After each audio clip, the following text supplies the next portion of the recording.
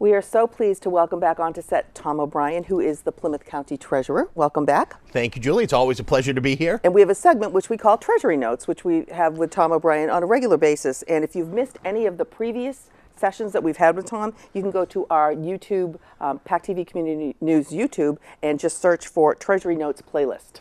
Now, today we're going to talk about deeds excise tax. Really exciting stuff. We always have such exciting topics. Dig into this, shall we? But they impact the daily lives of our citizens, so it's important people know Okay. about these things and how they impact them and how they impact the operations of the county and the operations of the state. So what is it? So deeds excise taxes are paid on any real estate transaction in the Commonwealth of Massachusetts.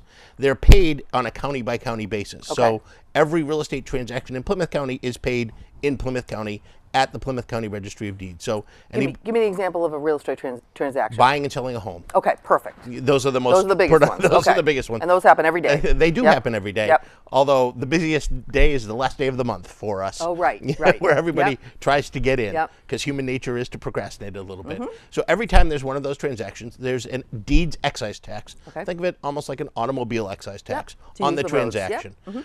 And when it was originally created a number of decades ago, the excise tax here in the Commonwealth, it was a 50-50 split.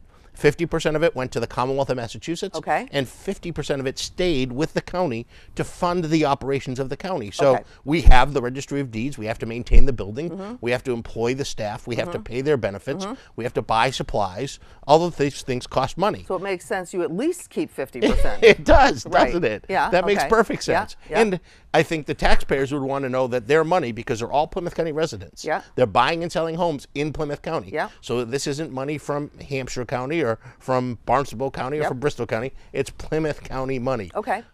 So you could make the case that all of it should stay here. However, it was 50-50. Over the last couple of decades, however, the state has found itself in need of additional cash. Yep, as we know. And so, not surprisingly, they've changed the legislation over the decades. And today, as we sit here today, the state takes 89.375, leaving us with 10.625. So the state now takes almost 90% of the excise tax collected for Plymouth County transactions. That's correct. Okay. Talk about taxation without representation. Really? It Seems a bit excessive. It does Yeah. seem excessive. However, we're smart enough to know, and our legislative delegation is smart enough to know, and our Register of Deeds, John Buckley, is smart enough to know that we can't go and ask for 50% back. Right. The state needs cash flow. They have their own challenges. So we filed legislation.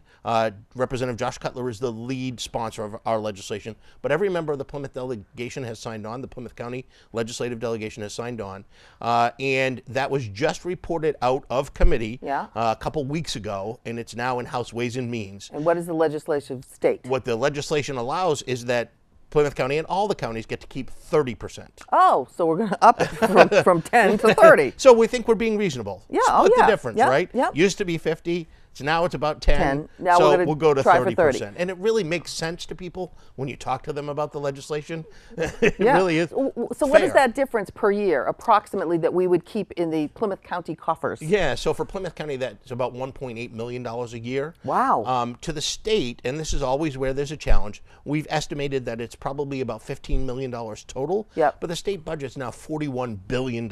Yep. And we feel fairly confident that this $15 million coming back to the various counties This is for all the counties. not This only would- make okay. not only makes sense, but is a good use of those tax dollars, because Sure. every dollar spent on a regional program saves $7 of expense for those communities that participate. Okay. So it's a real good use of those resources.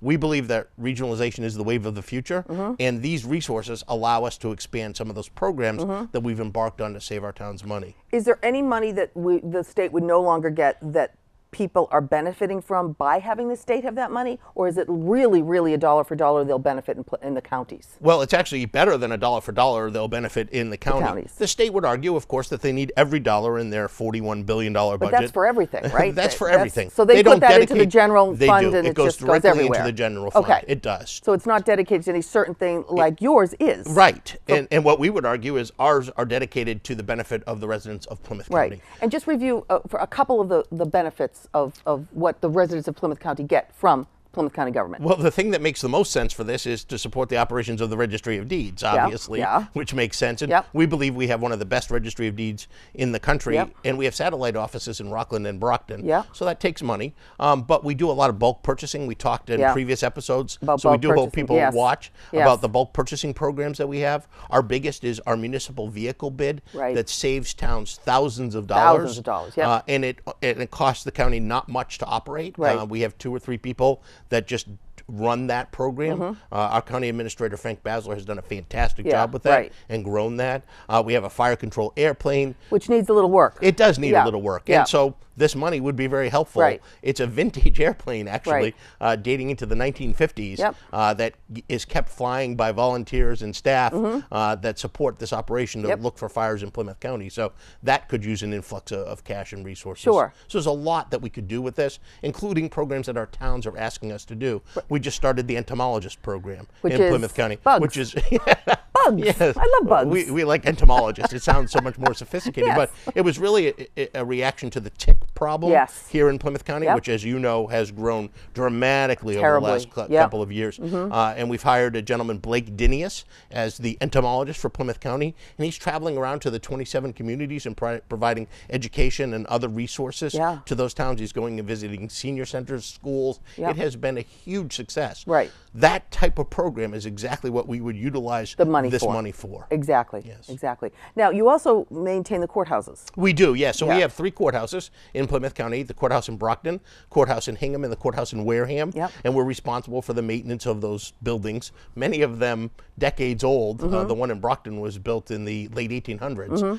So it needs some work, and Okay. we don't have enough resources. Again, thinking we used to get 50% of the Yeah, deeds excise. right, Now right. we get 10% of the Right, deeds right. excise. It's been a real challenge over the last couple of decades to maintain To what we maintain have. what you. So right now, this is in the bill has been. It has been reported out of committee favorably, and Okay. we really appreciate the legislative delegation. That takes the Republicans and the Democrats working Working together to which get it out. in our area they do all the time, and we're so proud of them. We are. The we country are. should learn from Plymouth County. They really Seriously. should. We have a fantastic We do. legislative We delegation. absolutely do. And so it got reported out. It got a new bill number, and we love the new bill number. It's House Bill 4000. Yes. So easy to Easy remember. to remember. Yeah. HR 4000. Okay. And what HB can, 4000. What can the citizens do? So talk to your representatives, Yep. talk to your senators. We do hope to get it reported out early next year. Sure. And then it'll go to the Senate. Yep. So reach out and let them know that you've seen this episode. You really want your tax dollars to stay in Plymouth County and to support House Bill 4000. Perfect. Yeah. Thank you. You're welcome. More wonderful information. So again, if you've missed any of Tom O'Brien's sessions that he has with us under his Treasury Notes, go to PACTV Community News YouTube channel and search for Treasury Notes. Okay. We'll see you again soon. Sounds like a plan. All right.